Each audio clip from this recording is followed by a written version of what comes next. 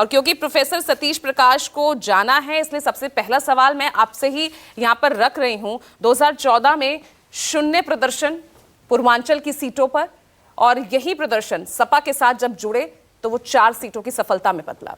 इस बार क्या दिख रहा है, क्योंकि इस बार तो आप ना एनडीए में हैं ना इंडिया गठबंधन में हैं?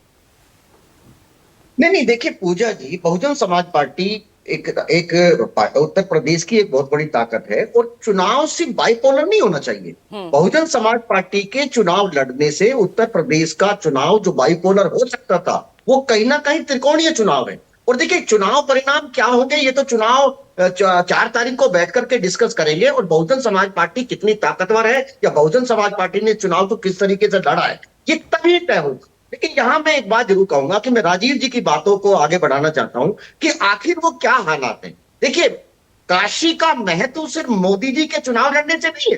काशी का महत्व एक धार्मिक महत्व भी है, एक सांस्कृतिक महत्व भी है। तमाम बहुत सारी संस्कृतियां जो है यहां से पनपी है। सिर्फ हिंदू धर्म के लिए महत्वपूर्ण नहीं हो सकता, तमाम जैन धर्म के लिए भी यहाँ महत्वपूर्ण है। इसके बराबर में सारनाथ है, जहां तमाम बौद्धिस्ट लोग जाना चाहते हैं। लेकिन मेरा कहना यह है कि अगर मोदी जी के इतना, जब से काशी जो है वो एक राजनीतिक रूप से मजबूत हुई है, उसकी पहचान बनी है, मोदी जी ने यहाँ चुनाव लड़ा है, उसके बावजूद भी अगर पिछले चुनाव में आप देखेंगे बीजेपी बेहतर आखिर कर क्यों नहीं पा रही। चल हो जा शुरू। केसरिया से मन जोगी हुआ रे, दिल झूमे देखो पतवारा हुआ रे, दिल झूमे देखो पतवारा हुआ रे। हर पल मनाओ केसरी त्योहार।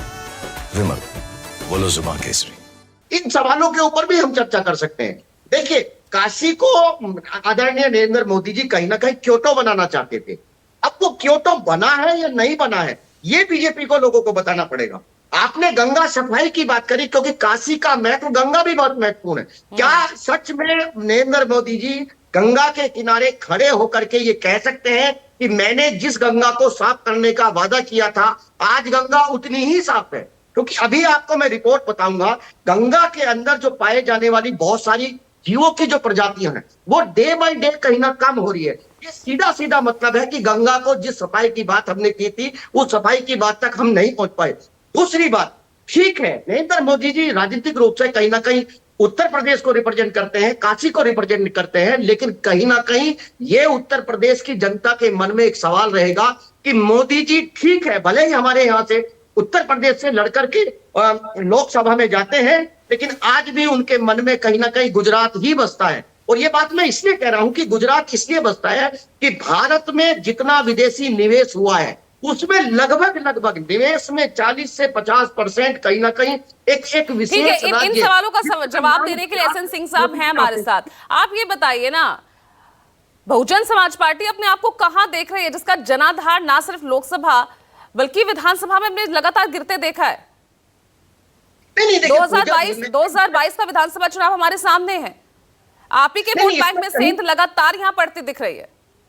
नहीं, देखिए पूजा जी, ऐसा नहीं है। देखिए, ये अगर मोदी अब से 10 साल पहले, यानी कि 2017 से ये सवाल अगर बीजेपी से कोई सोच सकता था कि बीजेपी उत्तर प्रदेश में इतने बड़े बहुमत के साथ आएगी। देखिए, इन सवालों के ऊपर भी चर्चा करेंगे कि अगर बीजेपी में स्थापित हुई है तो कहीं ना कहीं उसके पीछे एक विपक्षी दल है, उस विपक्षी दल की नीतियां को सोचा तो ये भी नहीं था ना कि आपका दलित वोट बैंक उसी में सेंध लग जाएगी, किसी ने ये भी नहीं सोचा था।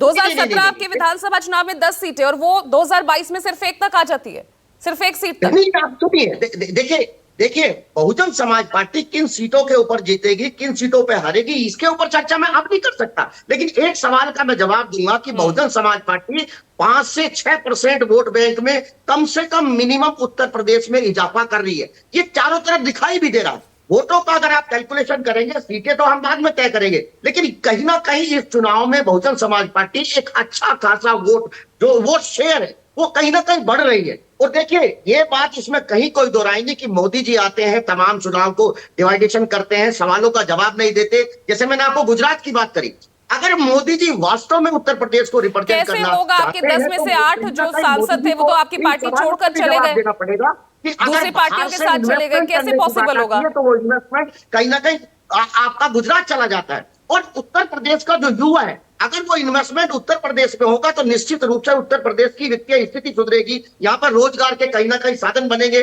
तमाम लोगों को रोजगार मिलेगा। क्योंकि यहाँ मुद्दा सिर्फ राजनीतिक नहीं है, यहाँ उत्तर प्रदेश के तमाम लोगों के हितों की बात है। कॉरिडोर बनाइए, कहीं कोई दो राय नहीं, मोदी जी ने मुद्दा अच्छा राजनीतिक कॉरिडोर बेहद बनाया। बिल्कुल है, जी। बिल्कुल मुद्दा आपके अस्तित्व की लड़ाई है। चलिए ठीक है प्रोफेसर सतीश प्रकाश।